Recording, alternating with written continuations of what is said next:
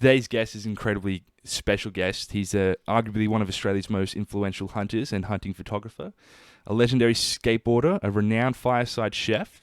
He's been featured in Men's Health magazine as a figurehead, bringing the great outdoors to the men of Australia. He's also bringing hunting to the next generation of Australians with his workshops, hunting lessons within the business Broadside Hunting.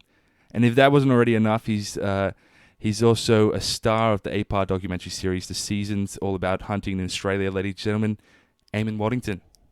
How you doing, brother? Thanks for joining me here, man. What a G up. What did I miss? I'm sure there's a bunch of things. Nah, nothing, man. Has anybody ever told you look like a long lost brother of what's that, Remy Warren? Yeah. Yeah, I have. Any relations? No, I'm quite good friends with Remy, and we've joked about it when we've been hunting shit together. So that's always pretty funny. Yeah. Because even his wife Danielle, she was like, "You guys look awfully similar," and I'm like, "Yeah, I've been told that before." That's hilarious. So before we get into all this sort of stuff, Eamon, for people that don't know you, how would you sort of best sort of describe yourself if you were to sort of introduce yourself? Oh man, I feel like I got my finger in so many pies as far as like industry things go, but generally just more of like an outdoorsman. Like I grew up on a 1,000-acre farm in northeast Victoria, so kind of the outdoors and hunting was something that kind of cut my teeth on as a young kid. Fishing, that kind of stuff. I don't know, man. I'm just like a genuine, just like a country kind of kid, I guess. I don't know. I live in a city now, but only purely because of convenience of life and work and things like that. But I don't know. I'm a photographer. I've been a photographer for a long time, but essentially I'm just I guess a bit of an outdoorsman. Just like doing anything that involves nature and the outdoors, and just traveling, that kind of stuff. Anything where I can get a little bit of that white knuckle fear, as in like climbing mountains and things like that, and adrenaline type things. It's always been kind of something that's, I guess, I've never been much of a team sport player, more like, skateboarding and motocross and things like that. So, I don't know, man, just, I guess, as sum it up, just a bit of an outdoorsman. Yeah, for sure. So I heard that your father was a sort of international sort of photographer. Is that right? Or correct? Yeah. Yeah. Yep. So he's the kind of the guy. He gave me a camera when I was about 8 years old, a 35mm film camera, and he was the one that kind of put me under his wing with photography and things like that. So there was a long time when I was just shooting film, and then when it became pretty expensive, when my parents weren't, say, funding the film that I had to buy, then it became too expensive to go digital. So I kind of gave it up for a little bit, for 10 years or so, when I couldn't really afford to, when I was just 18, living in Melbourne, working for $180 a week, paying rent, which was $100. So trying to survive off $80 a week and eating noodles. So it was probably about 15 years ago. I saved up enough money to buy a digital camera. So that's kind of where my father's kind of come into it, as far as pointing me in the direction of always kind of. And he's fairly similar to me. Like grew up we're farm people and stuff like that. So outdoors and stuff has kind of been indoctrinated into us as a family, which is cool. That's sick, man. That's sick. So I mean, you've obviously done a lot with where you've come from to where you are now. I mean, what got you into the hunting world to begin with? So like I said, I grew up hunting, and that was like a big part of my childhood. I mean, it was a lot different back then. It's the kind of the same story you'll hear from a lot of Australian hunters. It was, back then it was a little bit different. It wasn't so much focused on deer. We're just shooting some rabbits and stuff on the farm and things like that. And it was, I mean, I had a compound bow when I was a young kid, and had like no sight. And if you don't know about bows, like you need a sight, you need a peep sight, you need an arrow rest, all this stuff. Like this was just something that a friend gave me. So I'd try and shoot that at rabbits and, things like that. So that was kind of my first intro into hunting. But then probably like 10 years ago, I met a guy in Newcastle when I was living down there, who was right into hunting as well. And it was just, I didn't have many friends there. I just moved to the place from Melbourne, and he offered just to kind of take me out for a hunt together. So then, him and I just kind of got into it. And then within 6 months time, I just went and spent money on a good bow. And since then just been kind of going as much as I can. and yeah, it's kind of evolved from that, I guess, Zach, of just, met so many different people, and it's just opened up opportunities for travel and work and things like that. Basically, then round circle, come back to me trying to, like, I guess, give a little bit back to the hunting community and just set some people who have no idea how to get into it on the right path as far as a business and things like that. So Yeah. that's kind of like the intro into it for me, I guess. Yeah. Well, that brings me to where I kind of found you, right? Was through the Broadside hunting. Yeah. Because obviously I've always been a big fan. Well, not always, but within the last, like 8 or 9 years, ever since Cam Haines went on Joe Rogan for the first time or so, I was kind of like, oh wow, people hunt with bows, right?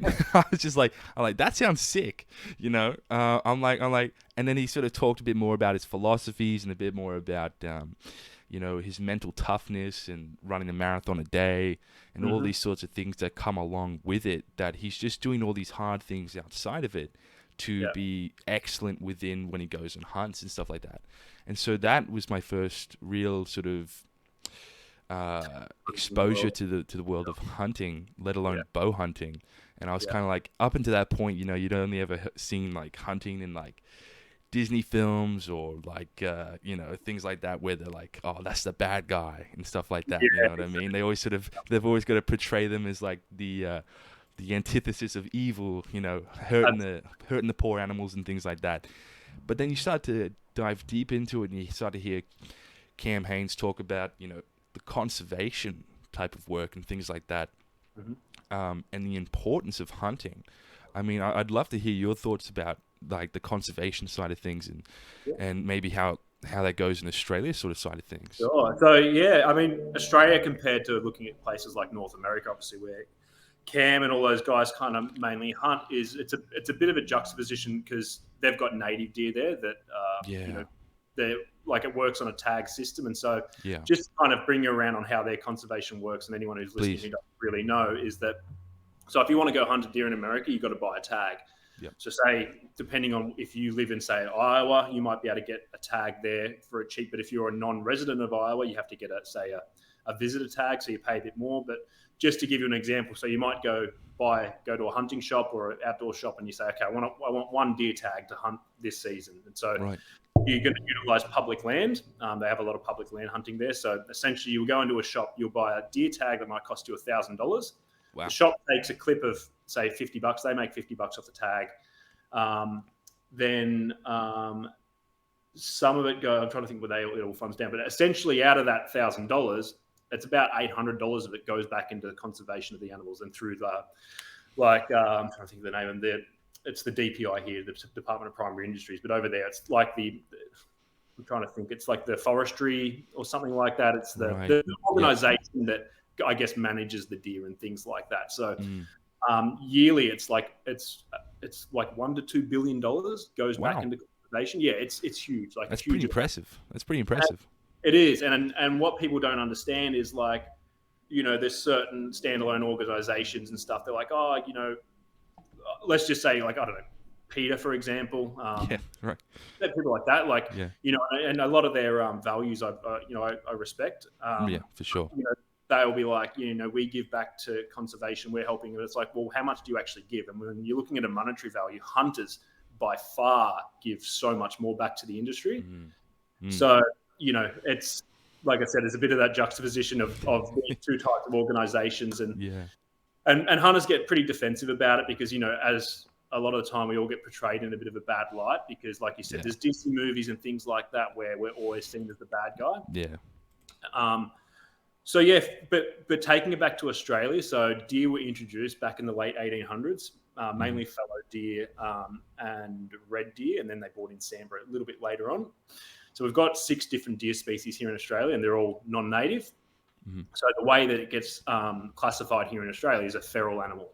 So any feral animal, you basically got free range. So looking back to America, you've got a deer season. So let's say a deer season starts mid-August and kind of goes to December up until into winter in their season. So that's the only time you're allowed to hunt it. And they have a bow season at the start, and then it goes into rifle and whatever else.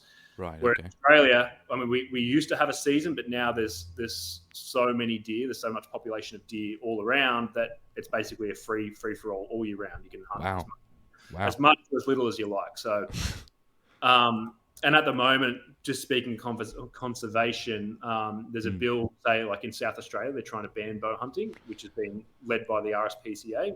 Yeah, I saw that. Yeah, so it's just one of those topics at the moment, I guess, where we are in the year at the moment, where it's obviously it's pretty controversial for bow hunters who they want to be able to legally still be able to hunt. And so the RSPCA are looking for an alternative, and that alternative is basically because they're on the agreement that we should still monitor the numbers and lower them, but they weren't done what they call ethically, which is by poisoning and chopper culls, which from any hunter who's seen it happen, it's absolutely brutal. Yeah, I've seen lots of videos. Yeah, and I have friends that grew up rural Australia and stuff like that who have done it and stuff like that, done the culling and stuff like that, because they got hectares and hectares of land and stuff like that. They got to do it, brother. It is anything but just ethically. You don't know where they're getting shot. They just get shot in the leg, and then they're just left to sort of just rot there. Yeah, we hunt a lot in the Upper Hunter Valley, just outside Newcastle. That's where they just absolutely pumping. And they've shot, just this year, I think it's 4,000 to 5,000 deer. And we've found them on our, legally, they're not supposed to hunt them on private, as in shoot them out of choppers on private property. But, when they're up there, they're not looking at borders and things like that. Yeah. So we've found deer with bullet holes in their hips and stuff. And so they've obviously died after, being disabled and just basically starved to death or bled out or whatever else it is. So it's pretty confronting when you see it. And not to mention just the act of injuring and hurting wildlife, which most hunters, I'd say 99.9% of hunters I know, don't want to do that. It's pretty confronting seeing a deer just go to waste, firstly because of the meat, and also just an animal being put in that situation where, they're obviously injured and haven't gone out on a nice way. Yeah, absolutely. That's one of the amazing things that really stuck with me when I first heard about all this stuff is that, hunting and the culling of the numbers and stuff like that, and actually being, very respectful to the deer and the way that you hunt and especially the way that Cameron Haynes trains, at least, to be the ultimate sort of predator, as he sort of says. It's so that you can always try and guarantee that you hit the vitals, and so it dies in a couple of seconds instead of just maiming it. Yeah. And that's always stuck with me, is that hunters being such a vital part of conservation, because that's not the narrative you're told, right? And I think I remember on one of the podcasts he talked about, a lot of the conservation efforts, right, come from hunting in Africa. A lot of the people think it always comes from safaris and things like that, like sightseeing safaris and photography type of things, but it doesn't. It comes primarily from guys going out there and grabbing a couple tags and stuff. Yeah, exactly. I mean, it's one of those things, in that the whole the trophy hunting in Africa, it's a pretty touchy subject for most people. For sure. Yeah. And it's weird, because even me as as a hunter myself, I understand the situation pretty well, but there's still certain things that, even though I know it's all good, I still kind of get a bit when I see someone I don't know, it's more just when I see, I don't know, if someone's shot, I don't know, an elephant or something, I don't like seeing it. Yeah. However, there's what people don't realize. There's areas of, say, Zimbabwe where there's an influx of elephants. There's too many. What happens is, the way they make good money for conservation through Africa is, let's just say you got a tribe of elephants, and what they will do, they will literally go through a village, they'll destroy it. They'll just kick everything over. So the villagers absolutely hate them. They don't want them there, because they eat all their farming, all the crops and stuff they get going. And so what they'll do, an animal, say like a bull elephant, will get to an age where he won't breed anymore. So what will happen is that this elephant will just go and he will try and kill the younger elephants who are trying to breed the other females. Right. But he won't breed them. So he'll fight with them because he doesn't want them to have it. But so the idea is that, if there's a hunting organization over there that can identify this, they're like, okay, cool, we've got a problem elephant here. we've got a list of people in America, it might be wealthy American guys who are going to pay $400,000-$500,000 to hunt this animal, like a lot of money. So the alternative to that $500,000 is that a villager just goes and kills it for fun, and then they eat the meat, which is great. But so what will happen? Alternative is you get a wealthy American over there. He hunts the elephant. He pays his $450,000, whatever the tag is, to get all that. He's not taking the meat home, so he gives the meat to the villagers anyway. And then the part of the trophy, he wants the head, he wants the tusks and all that kind of shit. So he wants to take that back to America, which, yes, listen, for me, it's not for me. I'm not interested in doing it myself, but I totally understand it, and I understand it's helping the situation and it's not hindering it per se. So, it's just one of those things. Like, I've never been huge into like advertising, and you've probably seen on Instagram and stuff, we won't have any trophy photos really. That's full and things like that. That's a conscious effort on your part. Absolutely. Yeah. Right. Yeah. It's just something. So the whole idea of the business that I got is connecting people to food through hunting.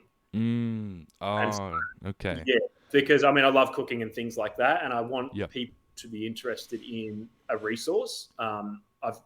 We have a term in hunting, and there's hunters and there's shooters. So a shooter wants to go out and just shoot stuff, whereas a hunter wants to basically hunt and gather. So you're going out there to get and things like that. It's just a pretty So that's essentially like where I stand on the hunting thing. Like, don't get me wrong, if there's a big deer with a huge set of antlers, then great, because it's there.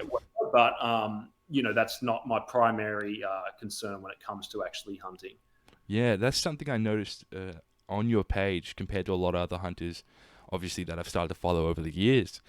Is that the trophy shot and things like that.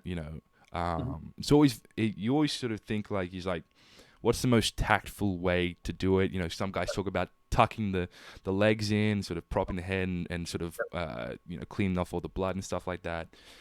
But then it's just like I always noticed with your stuff, particularly with the Broadside stuff, is that there wasn't much, if any, of that. I don't think at all that I can just remember it off the top of my head. It was always it. So that makes sense, where it was a conscious effort.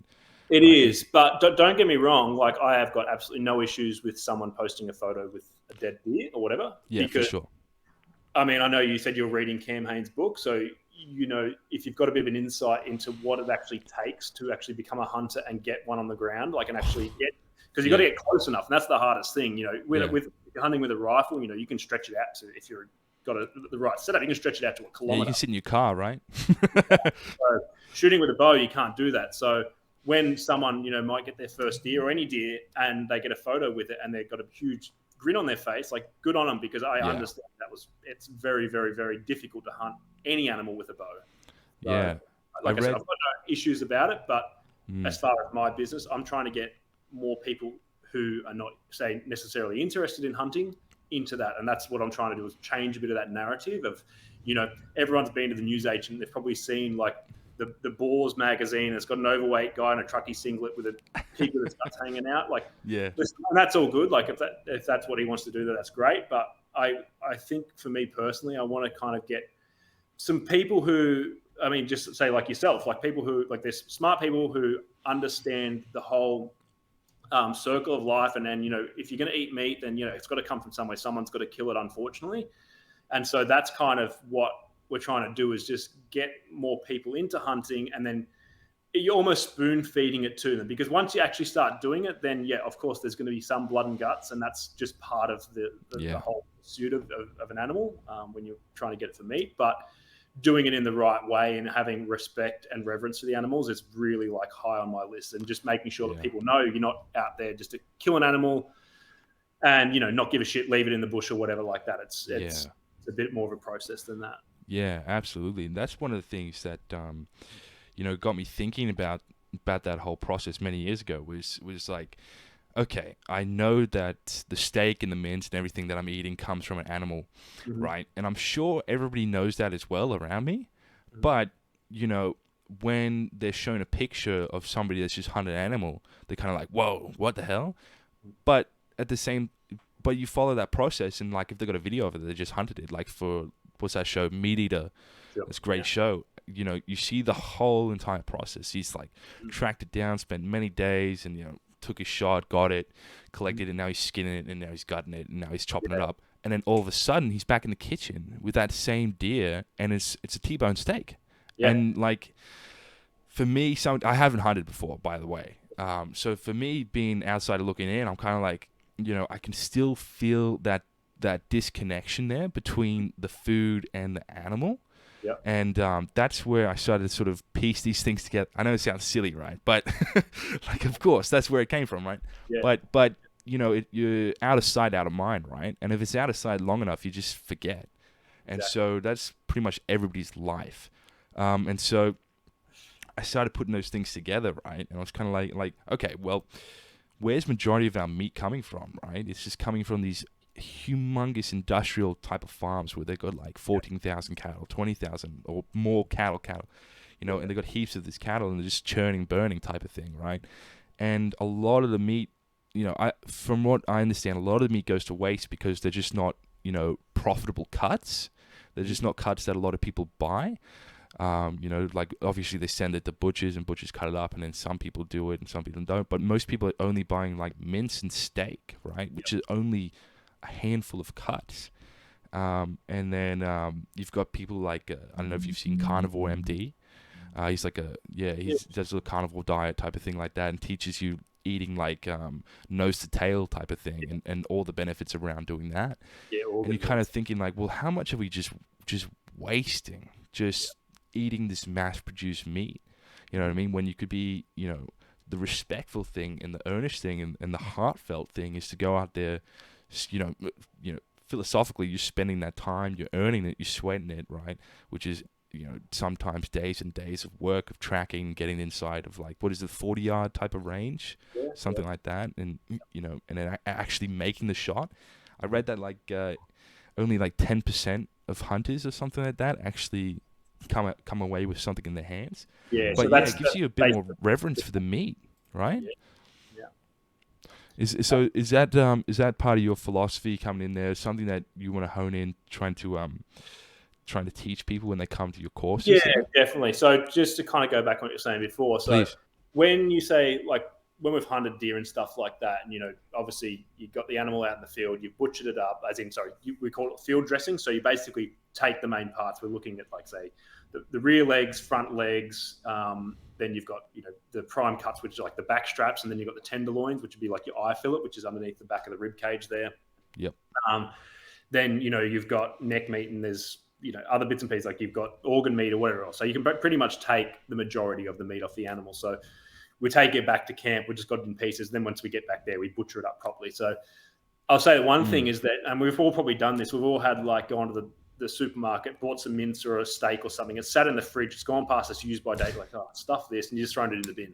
Yeah. Like I haven't found anyone who's actually carried a deer off the hill and looked at that piece of meat and thought, oh no, like every bit is cherished, because you actually building a connection back because you've actually earned the meat. Whereas the convenience, and it's totally understandable for people who like live in cities where you just want to go buy something from a shop. But when you've physically gone out there and carried that animal literally on your back to camp, butchered it, taken it home, aged the meat, vacuum sealed, done everything, making it presentable like you would get it from the butcher, like you don't want to waste a skerrick of that. And so I think that's the big difference I've known with people who have started to get into hunting through my business, where they've kind of said the same thing. They're like, oh man, like I have literally like eaten every single part of that deer that we could salvage. And they were just like, I'm so happy and proud of myself that I've gone through that process and done it. So definitely, like you're saying, it's the main kind of part of the business that I'm trying to drive, is just utilizing a resource that's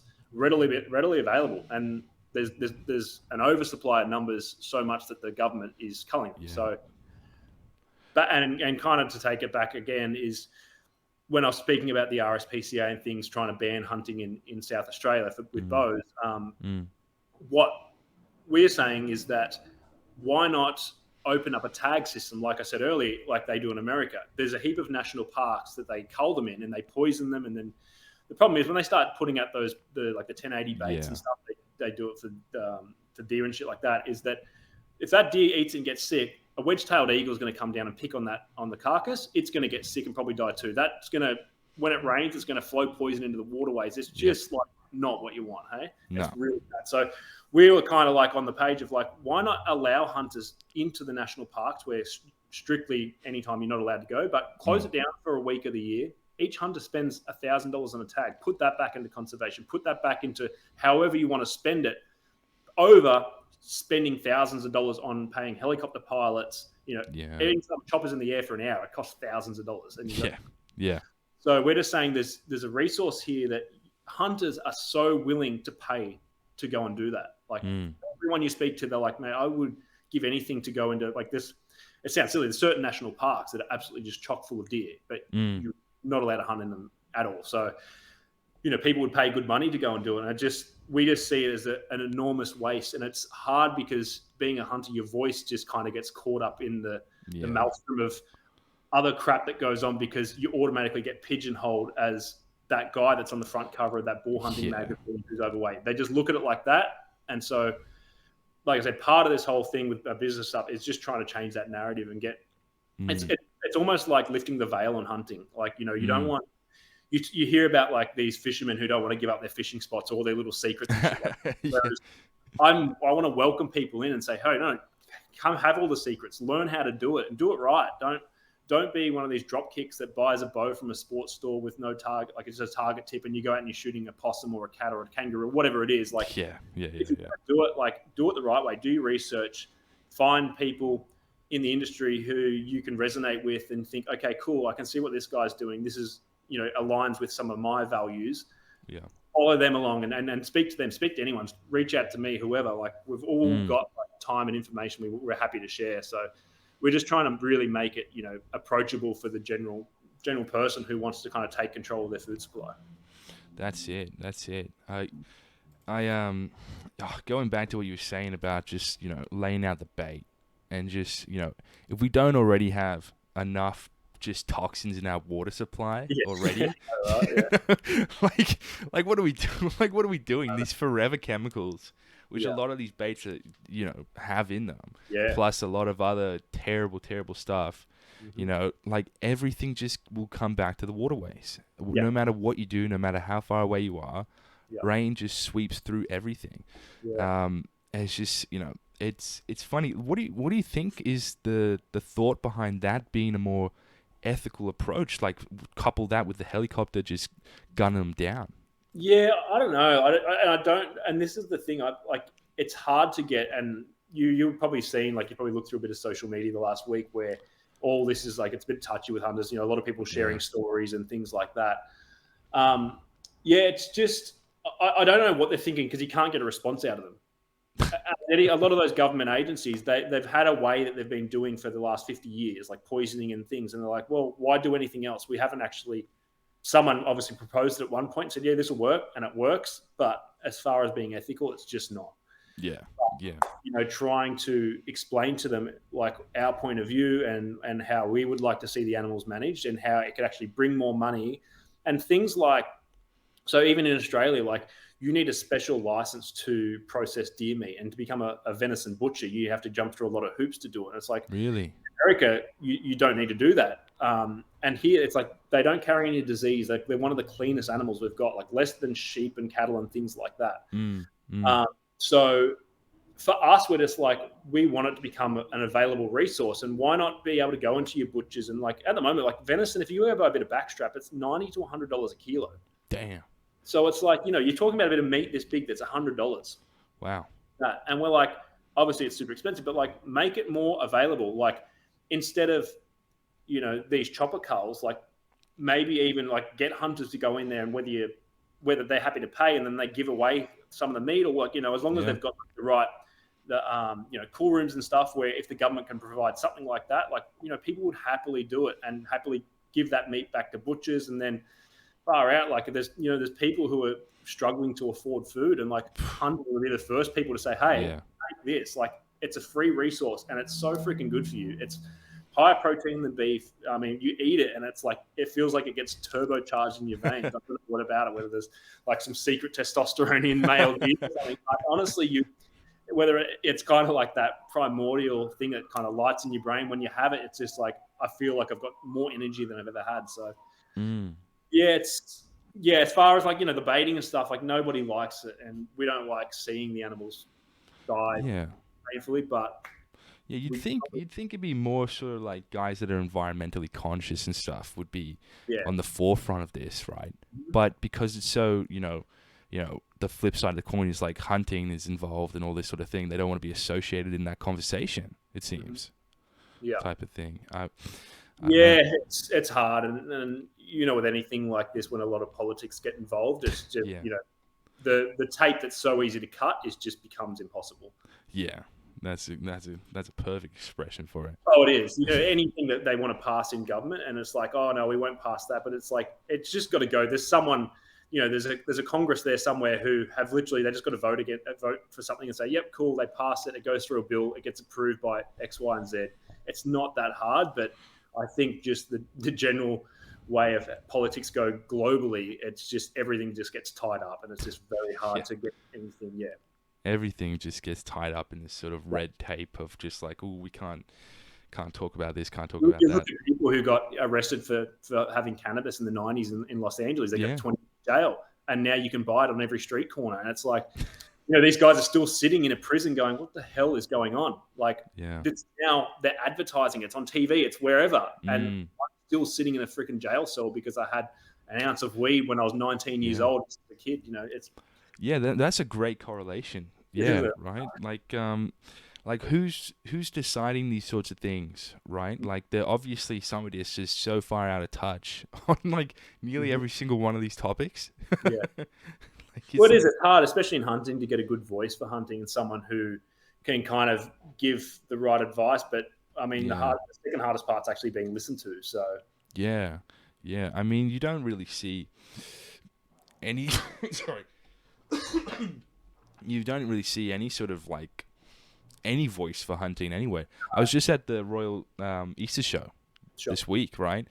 That's all about celebrating rural Australia, right? Yeah. Everything country is there, right? Yeah. Or at least you're told so. But I kind of had it in the front of my mind because, I knew we were going to talk today, and I was kind of there yesterday. I was thinking, okay, well, let me see if there's anything about hunting anywhere. Yeah. There's not a single thing, not even like, you couldn't even, there's like apparel, nothing whatsoever. Like no pamphlets anywhere. No. It's just like, I wonder why that is. Like, is it just this perpetual narrative of like, this is the evil guy? And, It is, mate. Because you go to, I don't know if you've ever been to New Zealand before, but if you go there, like hunting is so much more accepted over there. There's hunting stores everywhere. Oh, yeah, definitely. Like you go, and I guess it was, I don't know. Like I know a lot of people over there, and it's just like that's just how everyone grew up. Everyone hunted over there, and it's there's a chain of stores called New Zealand Hunting and Fishing, and it's like a Bunnings. There's like one in every town, and it's massive, and it's great. It's just good to see them. You go to the airport. Like every time we go over there to hunt, you get to the airport around like that April, May, and that's the time of the year when the deer are mating. So kind of the best time to hunt. So you get to say Christchurch or Queenstown Airport. And it's literally just packed full of hunters from Australia and around the world. Really? So accepted. Everyone doesn't blink an eye at it. You're just like, you're walking out with a bit of camo, you're carrying a bow or a gun or whatever like that. Yeah. And everyone's just like, every time you bump into someone, it's not a negative correspondence. It's always like, oh, where are you going? Like, what are you going to be doing? Oh, that sounds awesome. Like everyone's super interested. And it's kind of lost that stigma. And I guess, it'd be great to get, Australia being like 5-6 times the population of New Zealand, it'd be just great to have that kind of, a bit more, respected over here as well. So in New Zealand, can you hunt on the, national parks and all that as well? Or? So they call them docklands. So the Department of Conservation, so docklands. Yeah. And so essentially, you can fly into New Zealand. You go on a website. You pay it's like a $5 fee or something to hunt docklands. Like you choose which area you want to go. You pay a $5 fee or $10 fee. It's stuff all. Maybe you got it. Wow. It's bugger all. So you pay a fee. You get a little hunting license on email or whatever, and then you go get a rental car. You drive an hour, and all of a sudden you're at the base of say Mount Cook, and you're looking up, and there's deer, there's chamois, there's Himalayan tahr. There's all these crazy animals where you can just go and hunt, and it's. It's great and everyone's super supportive of it. That's crazy. Yeah. That's crazy. It's so easy there. Like the ease of it there, especially. So I'm guessing that the deer there are not native as well. Is that right? Yes, correct. Yeah. So and then we've got this feral essentially deer, Yeah. and I feel like Australia is just rampant with just feral animals of like horses, deer, camel. We've got the what is it that water bison or something, the water buffalo up in Northern Territory. Yep. Yeah, and that's all invasive as well. That Yep. just destroys everything. Yeah. Donkeys, camels. Yeah. There's heaps of stuff up there. Bentang, like these other Asian, like kind of bovine type things. There's a bunch of different animals that are obviously being released here, and they just spread. Yeah, and it's just like, what are we doing to do anything about that? It's just like nothing. And now we've just, what do we got, like a couple of million camel just wandering around the desert for like no good reason at all, just stomping on everything. And it's hard, like even down at Kosciuszko and places like that, and even like Barrington Tops, the amount of wild brumbies there is just out of control. Yeah. And it's hard. It's, nobody wants to take pride in like going and shoot a horse, but there's something has to be done. That like they are just destroying the habitat up there. Yeah, absolutely. And where is it as well? We've got heaps of feral dogs. Where was it? Everywhere. Oh, that's a good point. But I was hearing a report recently about national parks. Oh, was that me or you? Oh, sorry. Go ahead. My Siri's just started talking to me.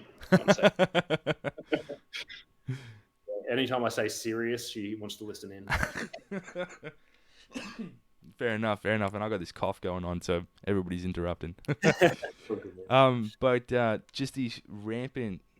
It seems like Australia's just this breeding ground for just non-native invasive species, and there's nothing other than just poison that they've got the solution for. Do you think that?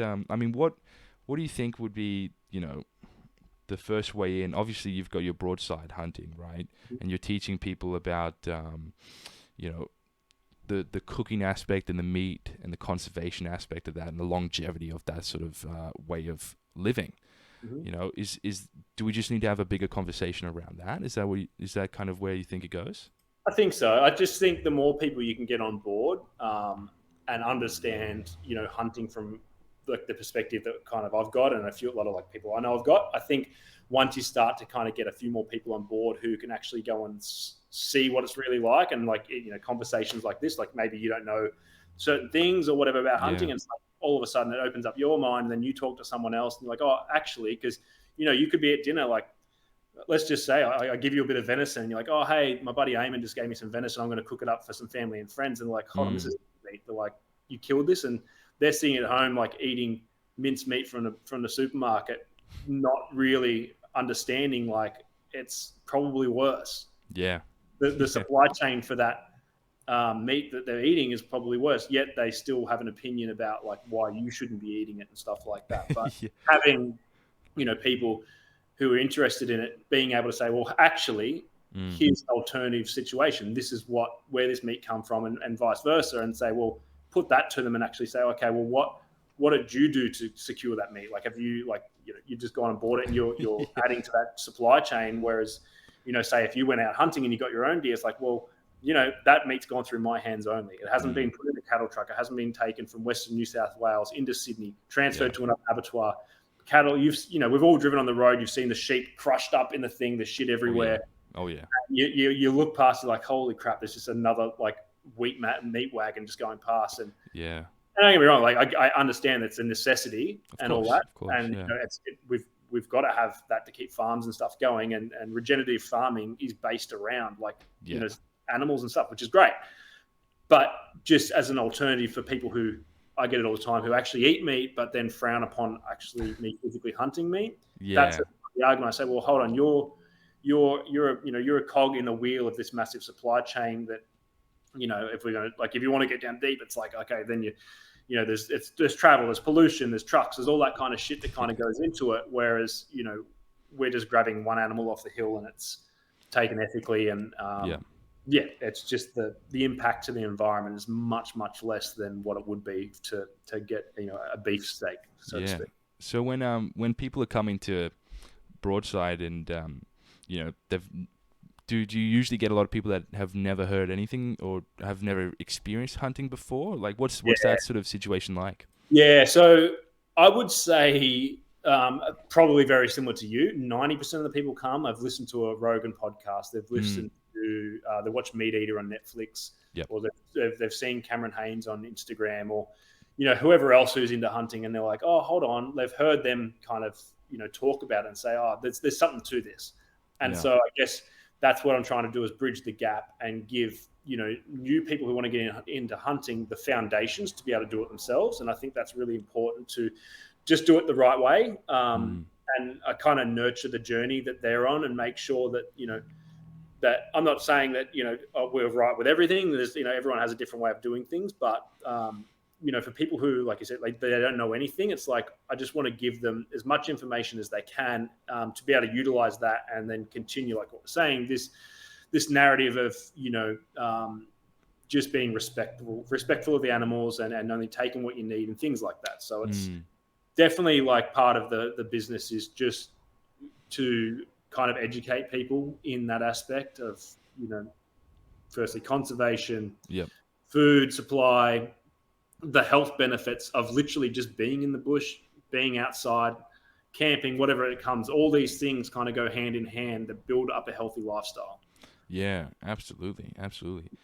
So what's most of people's sort of first reaction when they like I mean, are you guys hunting them on the first, because I know you got 2 tiers. We got 2 tiers. We've got a beginner course, and so that's strictly for people who have basically got little to no experience, or maybe they have a bit of experience, but they just want to hone their skills. So our beginner course, the guests don't physically hunt themselves. So, I can't, firstly, if you want to hunt with a rifle, you need a gun, firearm license, all this kind of stuff. So most people don't have that. A bow you can go and buy from a shop with no license, that's all great.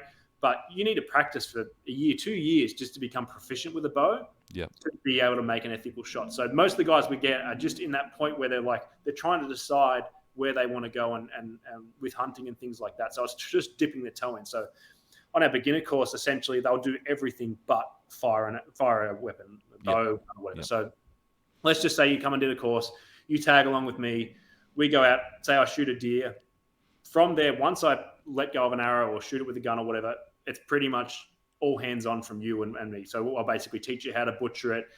You pack it into your backpack, carry it off the mountain, heavy pack, walking out, get to take that meat home and then share with your family, friends, whoever else. So the beginner course is essentially that, we go over a lot of different, obviously while we're in the field, there's stalking techniques, there's how to work wind and thermal pressure and things like that. There's a lot of stuff that goes into it that you can only get once you've had a bit of experience. So it's kind of giving all that information in a weekend where we're out staying in the bush. We've got a cabin and stuff up there. So you're really trying to immerse them in what it's like to be a hunter, I guess. And so the way that we do it is kind of like a hunting camp, because a lot of people's first interactions might be just they'll go out with a mate on a mate's farm with a ute. They'll drive around at night and spotlight, maybe shoot a kangaroo, whatever it is. So it is a kind of a bigger step into that more adventure-based kind of hunting compared to, say, walking in a paddock. But I think that's the best way to dip people's toes in, is to give them like the authentic experience and give them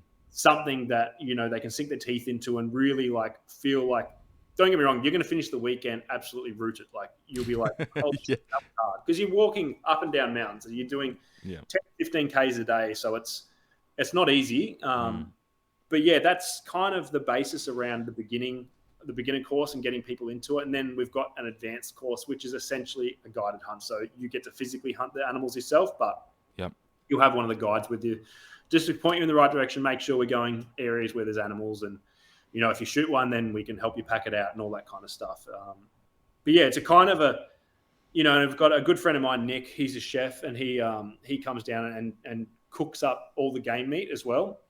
So what we'll do at the end of a course, we might shoot a deer and we'll keep it in our freezer there. And so once we get up there, you want people to be there eating from a professional chef, so to speak. Eating like amazing food, and they're just like, a lot of them haven't had venison before, and you're cooking up something and they're like, holy shit, like I didn't think it tasted like this. This tastes not too similar to beef, but better. people get shocked, and doing like goat curries and things like that. It's absolutely phenomenal food. So that's a real, like, we're just trying to give them a really well-rounded experience. So when they leave on the end of the weekend, they're like, man, that's cool. Like, this is something that I can see myself doing for as long as I can walk, basically. Yeah, yeah. No, that's amazing. That's amazing. Yeah. I mean, so track it back a little bit. How did you start to get in contact with everybody outside of Australia, like Remy and Cam and all that type of people? Just like, I guess through like my photography and things like that, there wasn't really Right. many people who I guess were doing, I guess, that outdoor photography in the hunting area. Like, there's plenty of landscape photographers and things like that. But Yep. when you're a hunting photographer, you actually need to be a hunter, because if you're side by side with someone who's bow hunting, like, you've got to be dead quiet. Like, you got to know the wind. You've got to understand like animal instincts and when they're ready to pounce, where they're ready to jump, do whatever. So if you're just walking through, stepping on sticks, making lots of sound, like, it's not going to be a good time for that specific hunter. Yeah. So essentially, I just met all those guys through the brand Under Armour. Right. Okay. Yeah, so they came over to Australia to do a film. So Remy and Cam came over, and yeah, Under Armour reached out to me about doing. Yeah, I kind of knew one of the guys from who was managing the teams over there, so he just reached out and said, "Hey, would you be interested in spending 3 weeks just filming and doing photos?" And they brought over a film crew from America as well. So yeah, that was back in like 2016 or 17 or something like that. So a little while ago now, but Yeah. ever since then, like, it was only like mid last year, about this time last year, I think. Went back over to New Zealand, and we made a film with Remy as well, him and his wife and his kids and stuff like that. So yeah, it's just, one of those things. I've always just stayed in contact with them, and yeah, it's just it's funny. It's you build up this kind of camaraderie when you're out with someone. Like I think I said, you're spending literally like shoulder to shoulder with someone for 3 weeks. Like, you get to know someone fairly well by camping beside them. You're in a tent together or whatever, you're eating together, you're literally doing everything together for 24 hours a day for, 3 weeks straight. So you end up building pretty like strong bonds with someone like that. And so, it's tough as hell doing that stuff, especially on like a long period of time. And, and it is actually, carrying camera gear when you've got like 30 kilos of camera gear. It's not easy either, like carrying all that around. So it's pretty hard on the body, but yeah, it was just, that's kind of like my intro into a few of those guys. And yeah, like I said, we've just stayed friends ever since. And just continued to work together and do things together ever since. So it's always been good. Yeah, that's epic, man. That's epic. That's such a, I come from a background of sales and all these sorts of things like that. And it's always like who you know, right? Exactly. And that gets you into those doors. And so, from outside looking in, it seems like, I think Cameron Hayes talks about the brotherhood of bow hunting or something like that, sure. And that's, it seems like that's legit, right? Like, especially what you're saying, you're spending back to back 3 weeks at a time together like that. I mean, how was, you said it was pretty strenuous with Cam doing 3 weeks there. We just did some days where, I mean, back then I'm a lot fitter now than what I was, only because back then I was, hunting. I was still like, don't get me wrong, I was still fit enough to do it, and probably fitter than most of the population. Or you just know what it's like. It's, it's not saying much nowadays, right? No, it's not. But yeah, there was a few days there when we're hunting with Cam, and like he just he's doing a marathon a day, and he did the Bear 240, which is a 240-mile race, which is like 300 kilometers. So, a 40K hike for him, like, he can do it with his eyes closed. But, for someone who's not used to doing that, and the thing is, it's not like it's just a one-off. Like the day before, we might have done 25K or 30K or 15K, whatever it is. It's not like that by itself is a big day, but when you're doing them back to back to back to back to back to back for 3 weeks, like, it's a long time just to be absolutely ruining yourself. So, there was a few days there when I was just like, you have to follow them around. They're out hunting, and we're there to do film and photos. And it's like, he's like, oh, I just remember this one time we dropped into this massive, like, I guess it would be like a gorge. So it cliffed out at the top, and then it was super steep down. And we went all the way down, and then might have taken us an hour just to get down the bottom of this gorge. And then we kind of went back up and then realized where we were going, we couldn't go. And then the whole plan like went to shit. And we basically end up just going back the way we came for like no reason. And that might have been a 10K return hike. But you know, when you get to the other side and you're like, fuck, we can't actually get through this. We're going to have to go back. And you just like, you're heartbroken. You're like, no, surely not. But it's just, it is what it is. And you just, you know, as Cam and Goggins and say, it's all mental, you know, like you'd be surprised what you can put your body through. Even though before we went in there, I was like, not ready to give up, but you're like, man, I am absolutely ruined. Like, how much further are we going to go? Like, but you just, you know, you pick up and you just get it done. Yeah, there was just hunting with him was pretty fun. There was a lot of, it was a lot of Ks done on the feet, but you know, there was like one of the most amazing experiences of my life. Like, you know, we were up in Northern Territory as well and through New South Wales and like literally camping on a river, and we'd get up with the head torches at night, and no word of a lie, you might see 30 to 40 crocs. Wow. Damn. And I'm not even kidding, like they're 5 meters from our camp. And I mean, these were, they're freshwater crocs, so they're not as aggressive as the saltwater crocs, but in that area, there was a lot of salt water. We were only seeing the freshwater crocs mostly, but, you know, there was areas where you could see the big croc slides. And you could see they're like, you know, they're 3 feet wide. So you know it's a massive croc. Yeah, damn. A massive fat belly sliding mud down into like a muddy lagoon. So it was insane. It was such a cool experience. But just like that whole adventure side of things that hunting kind of leads you into, I think people don't have credence for how, like, what it can actually do for you personally, as far as like just travel and like just gaining like the knowledge of environments and things like that, and understanding ecosystems and how everything works. Because one of my favorite things about hunting is literally you got to be so quiet. That's when I watch wind, and you got to be quiet because you don't want your scent blowing in the animal's direction, because that's kind of like their best what's their best sense is actually smell. So you've got to work the wind, but a lot of the time you're sitting out there dead quiet. And, you know, if you've ever been on a bushwalk, like a normal bushwalk, you know, you're trudging through the bush, you're breaking sticks, and, you know, everything. You don't care. But when you take a moment to go super slow and maybe you're sitting down for 10 minutes, it's like everything goes back to how it was, like when you weren't there. And so all of a sudden you just have like deer and stuff walking by you super close, and you're sitting there with your camo on, and you're like, holy shit, this is like Nat Geo. It's like you feel like you're in this area where, you know, you're with these wild animals, and it's absolutely phenomenal. And that's, you know, that's one of the main reasons why I like hunting. And then, like I always say to my mates, we all feel the same. It's like, even if you go out and don't get anything, you still have an awesome time. That's sick. That's absolutely sick. I used to be a professional fine artist. Mainly worked plein air work. I don't know if you know much about plein air or anything like that, but it's painting on location. So I'd go out and I'd hike out to places and things like that. Nothing extravagant, right? Like maybe 10 or 20 Ks, right? Nothing crazy like you guys are doing back to back, right? But like I'm just there, got all my painting gear on my back and stuff like that. It's probably only around like 15 kilos, 20 kilos max, stuff like that. And like I don't give a damn. I'm just making all this ruckus, making all this noise. I can only imagine you guys out there just day after day doing all these kilometers. And on top of that, you got to think about, okay, you know, am I being too loud? Okay, where's the wind at?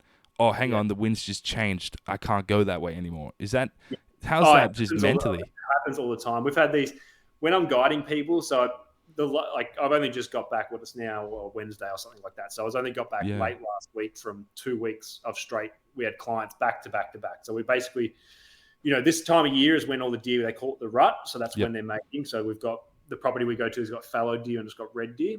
Wow, nice. And so the key indicator this time of year, what makes it a bit easier, is that you hear them do their mating calls. Right. So you've got, and it's really quite funny. So you've got a fallow deer, and it'll sound funny, but this is how they go. So they do this, what we call croaking. So it's like a weird, like a, right. So we call it croaking. So you'll hear in the distance these fallow deer croaking. So automatically, you know, okay, that's what they call a buck. So one with antlers. Yeah. We're like, I know there's a buck there because I can hear it. And then you've got the red deer that go, roar, they roar. Like they do these crazy, huge roars. And there's something so freaking like primordial when you have them within like a few meters and they roar, and it like reverts through your chest. And it's just like, you're like, you've probably heard the term buck fever before. Buck fever. No, I haven't. What's that? Okay. So buck fever is essentially like when you say you got your bow, it could be a gun. Yep. When you what we call full draw, so you're pulling your bow back with an arrow in it, ready to fire, and then Okay. you've got a buck in the sight, and you get so freaking nervous that you're like shaking because, Yeah, right. like we said, that journey of like, let's just say you're a bow hunter, and this is the first ever deer that you're able to potentially to hunt, to shoot, or whatever.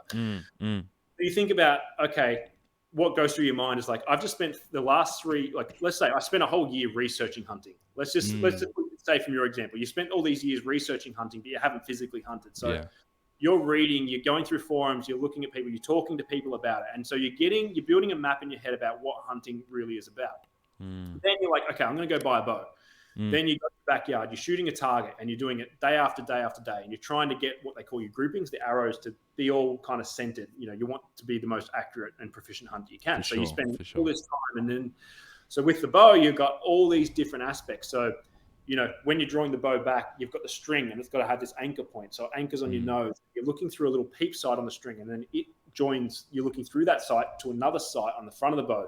So you're trying to get these two circles lined up. And then on the front sight, you've got a level bubble. So then you're trying to make sure the bow's level. Because if it's not level, that arrow can twist a little bit in the air and not shoot straight. So you're thinking about all these things, and you've spent a year or two practicing before you've actually shot anything. Then you've gone out, like we said before. It's the hunting tag system in America. It's for archery, it's less than 10% fill their tag. So out of 100 hunters that go by a tag, it's probably going to be 6 or 7 that actually shoot a deer because it's that difficult.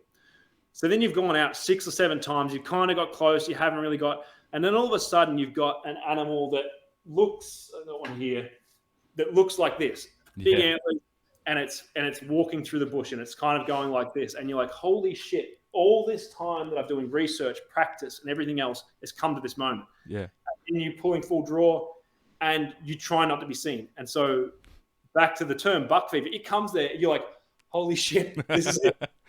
And so then you got to think about the anchor points. You got to do all these things, go through your shot process, and then still make sure, you know, that deer's walking between trees. And then you got to make sure it stops. And so you're trying to hit it in the vital area, which is behind the shoulder, heart, lungs area. That's where you want to be shooting it. So it's just funny, like, with the buck fever, like, you're taking people out, and it's so nerve-wracking. And I still get it myself. It's just like, wow, big animal, and it's like, holy shit, this thing is like, you know, it's a forest horse with freaking sticks on its head. Like, it's huge. And then they roar or they croak, and it's like reverbs through your chest, and you're like, far out, man. Like, this is absolutely nerve-wracking. But it doesn't mean it's just this whole like visceral experience of everything culminated into a single moment that can only last a few seconds. And so once you let that arrow fly, like, there's no going back. And so, you know, there's things, shit happens. Like, you might pull off a bad shot, or the deer sees you, and their twitch kind of thing, where they can like pounce and move so quick that they can actually almost dodge an arrow. They will turn around and be gone before the arrow hits the spot. Really? So yeah. Damn. So the whole idea is to hunt them when they don't know you're there. Right. Yeah. So there's just so many factors that go into it, from the training, from the research, to finding a place to hunt. And then, like, you know, if you're coming out with us, you're paying money to come and do it. So you think if you don't get one, you essentially could be wasting your money. Yeah, for sure. So there's a lot, you know, you save all the money, and there's all that kind of shit that goes into it. But yeah, it's like I said before, like, if anyone has a photo with a deer, like, I'm totally all for it. Like, because I know how hard it is to actually get to that moment where you've put a deer down on the ground and you've done an ethical shot. Like, kudos to them. So yeah, damn.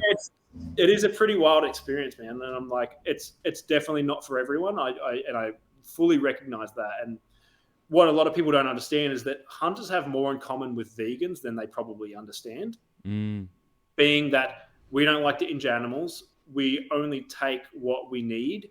You know, it's a resource there. I mean, obviously there's definitely some conflicts there, but with the physical killing of animals. Yeah. But, you know, and you're probably aware of it, like, there's no way in the food process plant where animals don't get displaced or die. Yeah. If you're doing monocrops for soy or whatever it is, if you ever seen, I don't know if you ever looked at the back of those Impossible beef burgers and see the ingredient list that's on it. You know, if you've got a bit of venison, it's deer meat 100%. Then you look at the back of those things, and there's all these thickening agents and shit, and you're like, well, where does that come from? Okay, well, they're sourcing that from China. They're getting this from somewhere else. That all this transportation and things that go into, and then it's back to the crops that they do. They have to displace animals. They harvest the crops. They chew up all the little mice and whatever else is going through there. So there's no way to avoid it. It really is very difficult to avoid some type of animal death to secure food. And so that's what I'm saying, where between us and vegans, I think we both, I always feel that hunters understand their point of view, but they're never going to understand ours. But that's why I'm always like happy if I've met vegans and stuff before, and I've told them, and a lot of the time they turn their nose, and that's okay. Yeah. But I've had a few who have had like a very, had a really good conversation with them, and they can understand it from our point of view compared to a normal consumer who is, or a shooter in quotes that just goes out and shoots for fun. So I think I've had good conversations with some people who can definitely understand where we come from as a respectful hunter.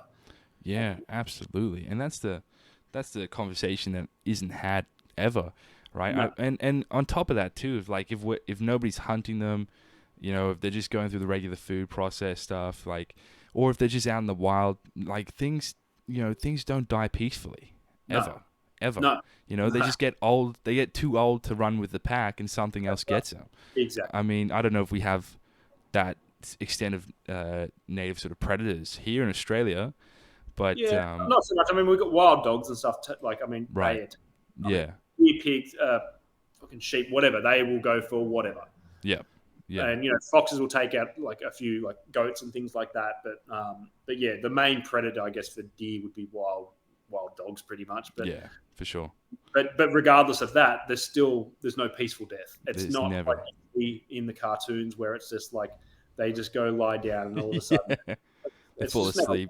No, they have a burial ceremony for them. Exactly. I was having a laugh about this the other day, and it was something that Steve Ranella, he talks about a little bit. It's charismatic megafauna. Okay. And so what they're basically saying is that people and Disney and things like that have put this charisma to animals, bears, right, things where they've given them a voice and a thing, and then they've made them all cuddly and soft and lovely, but they've never really so much done that, say, with fish or something. And my good friend Nick, who I was talking about before, the chef, he's got this really popular recipe page on Instagram where he cooks a lot of wild game and just normal food as well, but he's all about being self-sufficient. So he'll go out and he'll catch a spotted mackerel or something like that. And, he's got a fish and he'll talk, and people don't say anything about it. They're like, oh yeah, cool. He's just doing some fish tacos. Great. Then he shows them he's gone and killed a deer, and all of a sudden they're like, oh no, that's no good. The fish was fine, but the deer is no good. Yeah. So, and that's what Ranella's saying. They've mainstream media has charisma to animals. Yeah. To them seem like they're a fairy tale thing where it's just simply not. It's the animal universe, and shit happens. Yeah. No, Alan Watts has a great quote about that. Because I don't know if you're familiar with Alan Watts at all. He's an old-time philosopher type of guy.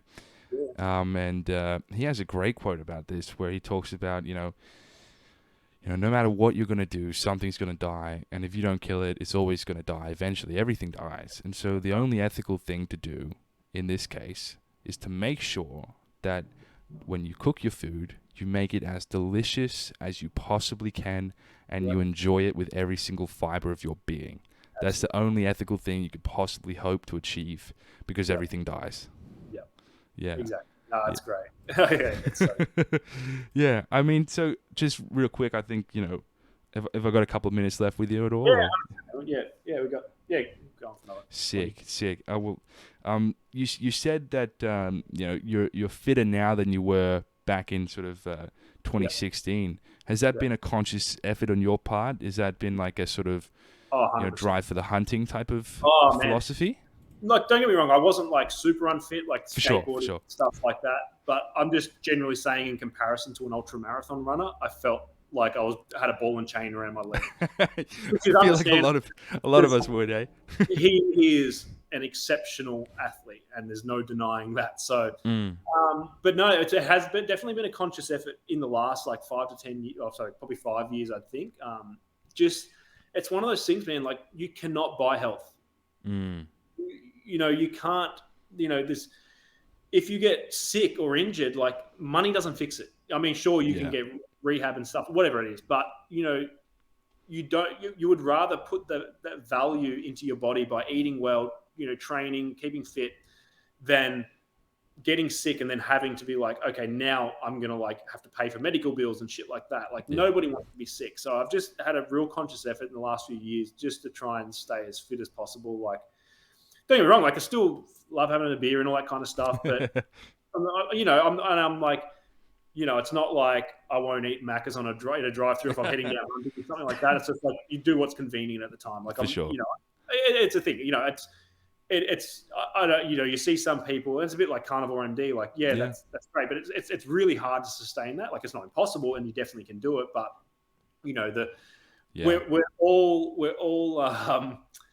we're all kind of victims to the convenience of fast food. Convenience is king. That's physically, as in like a fast food restaurant. I just mean like being able to run down to the shop and quickly grab something. Yeah.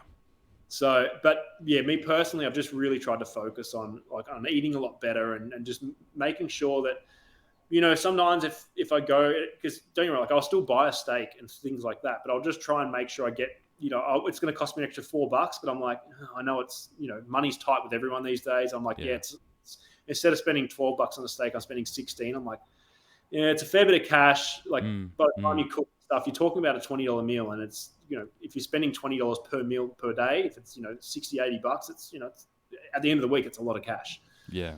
So I've just tried to do as much as I can and just keep as much game food as I can at the moment. But but it's all about, and like I said, those carnivore diets, like you see some things and it's great, but like I do like to make sure my diet's like pretty well rounded. Like I don't want to eat just the same thing every day. Like it was the last a couple of weeks ago before I went away hunting, and my friend had all this venison mince, and he's like, "Hey man, I got all this mince. It's 12 months old." I'm like, "Yeah, still all good.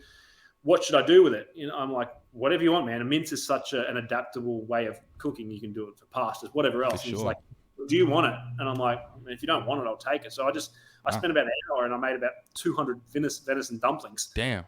And like most people love dumplings, and venison dumplings are freaking awesome. So I was just, it's that stuff. And then I gave him like another like 50 dumplings. I'm like, "Here you go, man. Here's all for me." Sick. Like he doesn't have the skill necessarily to be able to do all that, but but like it's like I said, it's all about like just getting the most out of the meat, and not saying that you just can't eat the steaks every night, but make it fun. Like cook food for people that it's going to blow their heads off. They're going to be like, "Holy shit, I'd never realized venison was this good." And like, yeah, it's great, and there's a lot of ways to do it. It's a great substitute for beef. Anything you can do with beef, you can do with venison. So that's just been part of like that, the health and fitness journey as well, is just making sure that I still eat well, but utilize the meat and all that kind of stuff. So it's for sure, it's important. Absolutely. I mean, so how far does game meat usually go? Say if you've taken just a whole deer, you've chopped it up. Does it last a year or? Nah, it depends how much. Like I was always one of those people that I try and have it, maybe once, twice a week. Okay. Mainly because if I eat the same thing over and over, I get sick of it. It doesn't matter what it is. Yeah.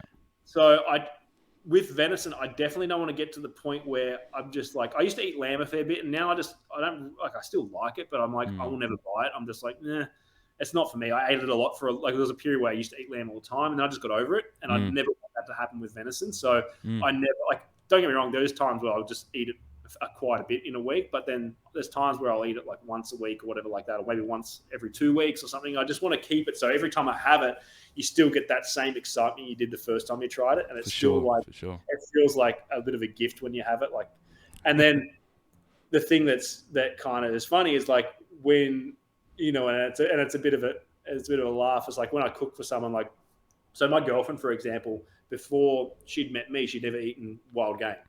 And the first thing I made for her were venison schnitzels. And these things, we call it KFD, like Kentucky Fried Deer. because I do it with like a really cool, like a Jamaican jerk seasoning. So it's kind of got some spice and substance to it, and it's Yep. really beautiful. And she was like, oh, listen, I'm not. She understood. She's like, listen, I don't want to hunt. I'm not interested. And she's like, I'm a bit uncertain about it, and like you being a hunter and stuff. And I was like, well, this is what I do, so Yeah. put up with it. But Yeah.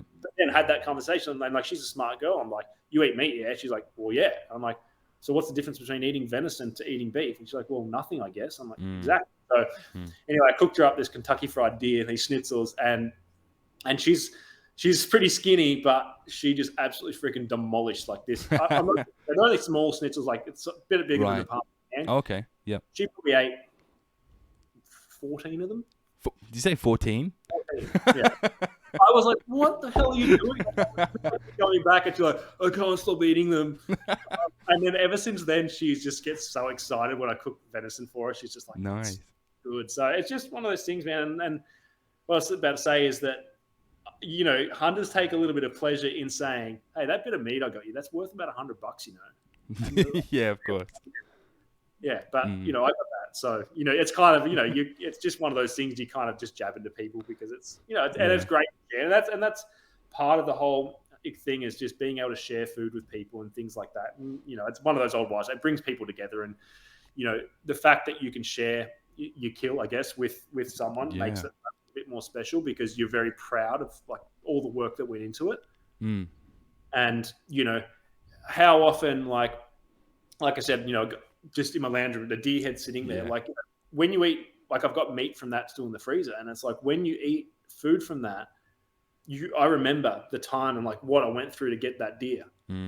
Whereas when was the last time you thought about the steak you ate or the mince you ate? Like you don't at all. And I think kind of bringing it full circle is just making a really like authentic connection to food, animals, environment, outdoors, everything like that. And that's kind of what I'm just trying to give to people, is a bit of that kind of experience where they can immerse themselves in something that is being so freaking like forgotten over the last 30, 40 years. Because back in the 40s, 50s, like hunting and stuff was actually quite popular in Australia. Like you've probably heard grandparents or whatever else that they talk about, oh, we used to eat rabbit stew and stuff all the time, like all these things where, you know, food wasn't as readily available, so people would just eat off the land. But then, you know, when like I said, the convenience of supermarkets has come to fruition, now it's long forgotten, and I think it's still an important step in people's lives where they should be able to understand that connection. Absolutely. Well, thank you so much, Eamon, for your time. I know you got to hustle on, but you know, where can people find you? Where should people check out your stuff? So you can, anyone who wants to check out the hunting business I have is Broadside Hunting, so you can just find that on socials. Our personal one's just Eamon Waddington, Eamon.Waddington. But just, you know, if you have any questions or anything, if anyone has any questions, want to know about hunting or how to get started or anything, just flick us a message. I'm always happy to give people some time and just talk them through it. So yeah, I'm more than happy. And if you've got a chance, then our TV show will be out probably the end of this month on Foxtel. So sick. Very keen. Go and have a watch of that. And that's kind of a bit of a roundup of what we've talked about. And that's the kind of thing with the show that we did, is we want to bridge that connection and change the narrative of hunting in Australia, because no one's really done it here as far as primetime television, being able to give a bit of an eyesight into what we do. That's sick. That's awesome. I'm looking forward to that. Well, cool, thanks so much. Appreciate your time. Absolutely welcome, man. I'll talk to you soon, Zach. See ya.